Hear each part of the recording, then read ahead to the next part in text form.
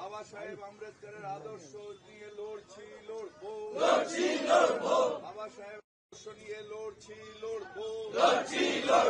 ভারতের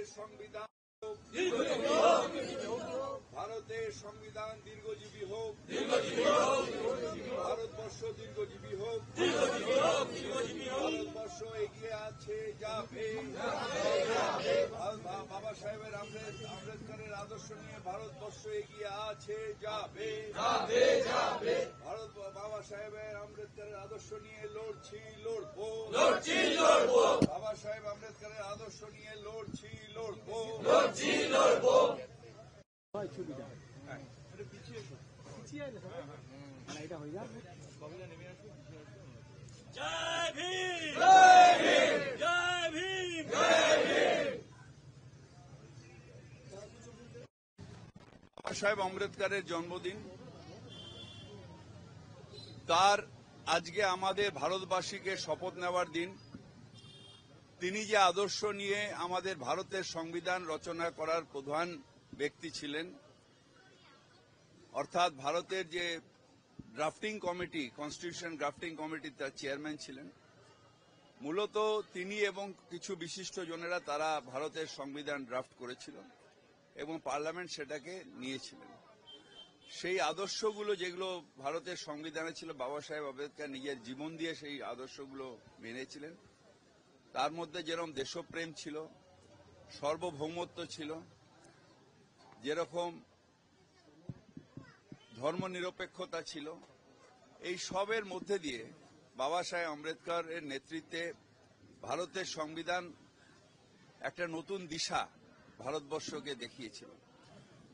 তাই আজকে আবার আমাদের ভারতবাসীকে শপথ নেওয়ার দিন যে বাবা সাহেবের আম্বেদকরের যে আদর্শ, সেই আদর্শের নিয়ে যে সংবিধান, সেই সংবিধানকে অবমাননা হতে দেব না, সেই সংবিধানকে যে কোনো অর্থে রক্ষা করব। বা পরিস্থিতি আয়ত্তের মধ্যেই আছে।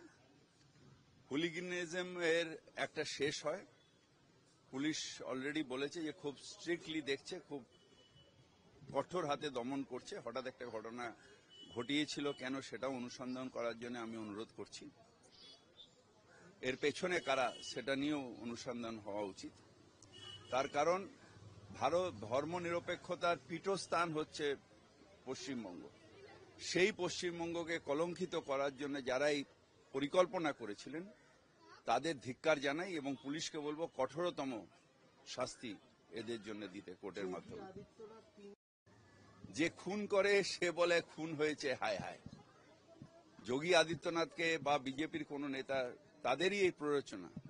হঠাৎ করে ওয়াকফ বিল, হঠাৎ করে ধর্মীয় বিভাজন করা, হঠাৎ করে হিন্দুত্ব জিগির তোলা, এইগুলো করে প্ররোচনা দিচ্ছেন। কিন্তু আমি আপনাদের মাধ্যমে সবাইকে বলবো, প্ররোচনা নয়, ঠাকুর রামকৃষ্ণের যে বাণী, যত মত তত পথ, সেটাই বাংলার আদর্শ এবং সেই আদর্শ নিয়েই চলবে। নজরুল ইসলাম যে কথা বলেছেন, হিন্দু নরা মুসলমানে জিজ্ঞাসে কোনজন, তাই সেই সব নিয়ে আমরা থাকব এবং সবাইকে নিয়ে ধর্ম নিরপেক্ষ যে আদর্শ বাবা সাহেব আম্বেদকরের, সেই আদর্শ নিয়ে আমরা বাঁচব। আজকে আইএসএফ এর মিছিল ছিল, কিন্তু অভিযোগ যে ভাঙড়ে তাদেরকে আসতে দিচ্ছে না, আটকে দিচ্ছে অনেক। আমি এইসব জানি না, এই খুচখাচ কি হচ্ছে না হচ্ছে আমার দরকার। ওয়াকফ তো এখানে মুখ্যমন্ত্রী বলে দিয়েছেন যে এখানে ওয়াকফ ইমপ্লিমেন্ট হবে না। তাহলে যারা নাটক করছেন তারা কেন করছেন, কেন আমাদের এখানে মানুষের অসুবিধা করছেন? সে সব ধরনের মানুষ, যখন আমরা রাস্তায় নামি, পথ অবরোধ করি, সব ধরনের মানুষের তো অসুবিধা হয়। তো যেখানে ইমপ্লিমেন্ট হচ্ছে না সেখানে কেন আমরা মানুষকে অসুবিধার মধ্যে ফেলবো, শুধু নিজেদের জাহির করার জন্য যে আমার হাতে কত লোক আছে, আমার হাতে কত লোক আছে? তার থেকে ভালো হচ্ছে যে সবাই মিলে ডাক দিন না দিল্লি যাবার। যেখানে ওয়াকফ বিলটা প্রয়োগ হয়েছে, যে রাজ্যগুলোয় প্রয়োগ হবে, সেখানে প্রোটেস্ট করা উচিত। এখানে কিসের জন্য? সিভি আনন্দ বোস বলেছেন ইমিডিয়েটলি মুর্শিদাবাদে রেড ক্রস পাঠাতে। রেড ক্রস সাধারণত যুদ্ধ হলে পাঠায়। আসলে এনার আগে যিনি ছিলেন তিনি দেখেছেন যে একটা বড় প্রমোশন পেয়ে গেছেন। এই লাইনে যদি এনারও প্রমোশন হয়, তাই অমিত শাহজিকে তুষ্ট করার চেষ্টা। না, বিরোধীরা বলছে যে মালদা মুর্শিদাবাদ আপনারা তো আমি যা বলবো পুরোটা দেখাবেন না, কেটে যতটুকু দরকার ততটুকু দেখাবেন। মৌলবাদীদের হাতে চলে গেছে, তাদের নিয়ন্ত্রণ কোনো মৌলবাদের হাতে যায়নি। ধর্মনিরপেক্ষ কাঠামো, আবার বললাম ঠাকুর শ্রী শ্রী রামকৃষ্ণের আদর্শ, কাজী নজরুল ইসলামের আদর্শ, রবীন্দ্রনাথের আদর্শ, দেশবন্ধু চিত্তরঞ্জনের আদর্শ, নেতাজি সুভাষচন্দ্র বোসের আদর্শ নিয়ে বাংলা চলবে এবং চলছে। একটা ঘটনাকে কেন্দ্র করে কখনো হয় না। তাতে এতে অনেক বড় ঘটনা তো গুজরাটে হয়েছে, সেখানে বিজেপি কেন চুপ? সেখানে নারী ধর্ষণ হয়েছে, সেই ধর্ষণকারীদের মালা পরানো হয়েছিল, সেটা নিয়ে কেন চুপ? এই ইউপিতে অনেক বড় বড় ঘটনা ঘটে, সুপ্রিম কোর্ট বন্ধ করে দিয়েছে বুলডোজার দিয়ে সব সংখ্যালঘুদের সম্পত্তি ভাঙার। বলবো যে যারা এখানে করছেন তারা নিজেদের জাহির না করে, যদি সত্যি ওয়াকফ বিলের বিরুদ্ধে হয়, যান দিল্লিতে গিয়ে প্রোটেস্ট করুন। এখানে প্রোটেস্ট করে কি হবে? এখানে তো মুখ্যমন্ত্রী বলেছেন যে ধর্ম নিরপেক্ষতার স্বার্থে আমরা কোন রকম এরকম কোনো করবো না যেটাতে কোনো ধর্মের আঘাত হয়। আর এবং সব থেকে বড় কথা যেটা, ওয়াকফ বিল নিয়ে মুসলিম সম্প্রদায় যত না লড়ছে তার থেকে বেশি কিন্তু ধর্মনিরপেক্ষ হিন্দু সম্প্রদায় তার থেকে বেশি লড়ছে। পার্লামেন্টে যারা ওয়াকফ বিলের বিরুদ্ধে ভোট দিয়েছিল তাদের মধ্যে বেশিরভাগই হচ্ছে হিন্দু সম্প্রদায়ের মানুষ। এখানেও যখন সুপ্রিম কোর্টে দাঁড়াবে তখনও কিন্তু শুধু মুসলিম সম্প্রদায় না, সব সম্প্রদায় যারা ধর্মনিরপেক্ষ হিন্দু সম্প্রদায়ের মানুষ তারাই কিন্তু ওয়াকফ বিলের বিরুদ্ধে সুপ্রিম কোর্টে রাজি। সুতরাং এটা কোনো ধর্মের ব্যাপার নয়। একটা অন্যায় হয়েছে, একটা কনস্টিটিউশনাল যে বাবা সাহেব আম্বেদকরের যে কনস্টিটিউশন সেটার অবমাননা করেই বিলটা হয়েছে, সেটার বিপক্ষে সুপ্রিম কোর্টে মানুষ গেছে। সুতরাং এখানে কোনো ধর্মের ব্যাপার নেই। ওয়াকফ বিল মানে মুসলমানের বিল তা নয়। ওয়াকফ বিল একটা কনস্টিটিউশনকে ভিত্তিটাকে নষ্ট করার বিল, যেটা নিয়ে সবাই ধর্মনিরপেক্ষ পুরো সোসাইটি লড়াই করছে।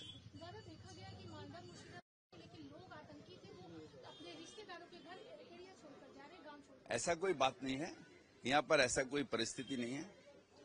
बंगाल से बंगाल में ही जा रहे हैं, तो बंगाल सुरक्षित है बोल के देख जाएगा, सारी जगह जा रहे हैं, सब ठीक है। पुलिस डीजीपी प्रेस कॉन्फ्रेंस कल किया, हम देखा, जो पूरा कठोर होगा। एक घटना घट गई है, उसको लेके ऐसा कुछ नहीं होना चाहिए।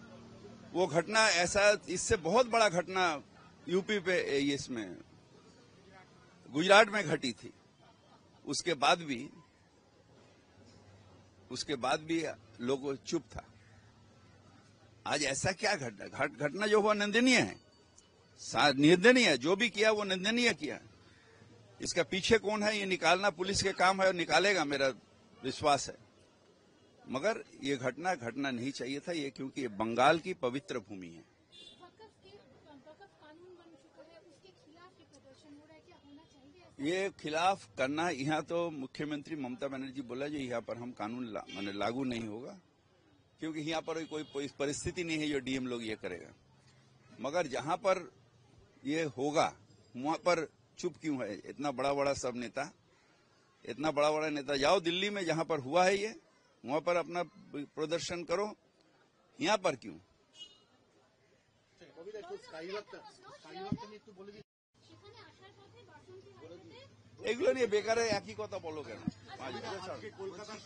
আজকে যে স্কাইওয়াক মুখ্যমন্ত্রী মমতা বন্দ্যোপাধ্যায় উদ্বোধন করতে আসছেন, সেই স্কাইওয়াক এটা বাংলার গর্ব, একটা নতুন দিগন্ত এবং ধর্মনিরপেক্ষ বাংলা তার একটা নিদর্শন। যে এই স্কাইওয়াক দিয়ে কালী মন্দির, যেটা শতাব্দী ধরে রয়েছে বাংলার মাটিতে, যেখানে ধর্ম বিশেষে নয় সব ধর্মের মানুষ সেখানে যাবে এবং সেখানে ঢোকার প্রবেশ অধিকার আছে, ঠিক এইটার উল্টো দিকেই সেখানে এই আমাদের গর্ভের স্কাইওয়াক করে সেখানে আরো যারা পুজো দিতে যারা যাবেন তাদের সুবিধার জন্য স্কাইওয়াক মুখ্যমন্ত্রী উদ্বোধন করছেন। হয়ে গেছে তো শিফটিং কমপ্লিট। আচ্ছা, চাকরিহারারা এবার দিল্লি যাচ্ছে, সমাধান হবে কিছু? চাকরিহারা যারা ওরা আগে এটা নিয়ে আমি কিছু বলবো কবিতা একটু উৎকর্ষ বাংলা একটা লাইন বলে দেবেন। না, এতগুলো যাবে না। রক্তিমার স্পেশাল স্টোরি।